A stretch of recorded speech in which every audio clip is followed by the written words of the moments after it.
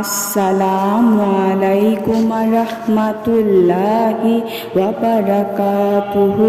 সুপ্রিয় সম্মানিত দর্শক ও শ্রোতা, আশা করি মহান আল্লাহ রব্বুল আলামিনের দয়ায় আপনারা সকলেই ভালো আছেন।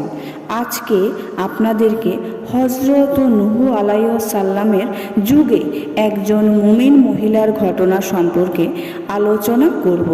মনোযোগ সহকারে আলোচনাটি শোনার অনুরোধ করছি। হযরত নূহ আলাইহিস সালামের যুগে একজন মুমিন মহিলা ছিলেন। হযরত নূহ আলাইহিস সালাম বললেন, কাউমের গুনাহের কারণে আযাব আসবে, পানিতে সয়লাব হয়ে যাবে।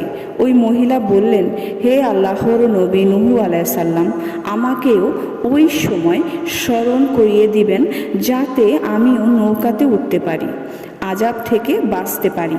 কিন্তু যখন পানি ওঠা আরম্ভ হলো তখন ওই মহিলার কথা নূহ আলাইহিস সালামের মনে ছিল না। এরপর সব প্লাবিত হয়ে গেল। এই প্লাবন দীর্ঘদিন থাকার পর যখন পানি নেমে গেল তখন নূহ আলাইহিস সালাম এর কিশতি পাহাড়ে ভিড়ল। তখনই হযরত নূহ আলাইহিস সালামের মনে পড়ল গেল যে, আরে ওই মহিলা তো আমাকে বলেছিল তাকে নৌকায় উঠিয়ে নিতে। সর্বনাশ, তাকে তো নৌকাতে ওঠানো হলো না। গিয়ে দেখি তার কি অবস্থা। নূহ আলাইহিস সালাম দৌড়ে ওই মহিলার বাড়িতে গেলেন। গিয়ে দেখলেন ওই মহিলা তার বাড়িতে বসে আল্লাহ আল্লাহ আল্লাহ জিকির করছেন। হযরত নূহ আলাইহিস সালামকে দেখে ওই মহিলা বলল, কি প্লাবনের সময় কি ঘনিয়ে এসেছে?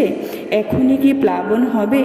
হযরত নূহ আলাইহিস সালাম বললেন, আরে সারা পৃথিবী প্লাবিত হয়ে গিয়েছিল। যারা ঈমান আনেনি তারা সবাই মারা গিয়েছে। তারপর প্লাবন শেষ হয়ে পৃথিবী আবার জেগে উঠেছে। তুমি কি এর কিছুই টের পাওনি? মহিলা বলল, না, আমি তো কিছুই টের পাইনি। আল্লাহু আকবার, আল্লাহু আকবার। তাহলে আল্লাহ চাইলে বাঁচাতে পারেন না, বাঁচিয়েছেন কি না আল্লাহ চাইলে বহুভাবে বাঁচিয়ে দিতে পারেন। তবে কাকে বাঁচাবেন? যে আল্লাহকে মানে। অতএব আল্লাহর আপন লোক হয়ে যান। আল্লাহ রব্বুল আলামিন ইরশাদ করেন, আল্লাহ রব্বুল আলামিন ওই সমস্ত ব্যক্তিদের সঙ্গে আছেন যারা মুত্তাকি, যারা আল্লাহকে ভয় করে, যারা আল্লাহকে সবসময় হাজির নাজির মনে করে।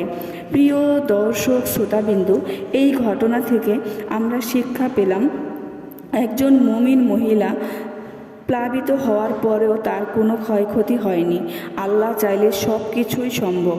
তো আসুন আমরা এই মহিলার ঘটনা অনুযায়ী আমরা জীবনকে আল্লাহর নামে জীবনকে ভরিয়ে তুলি। তো প্রিয় দর্শক শ্রোতাবৃন্দ, আশা করি ঘটনাটি ভালো লেগেছে।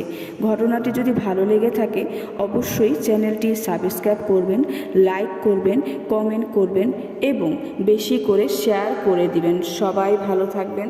আল্লাহ হাফেজ।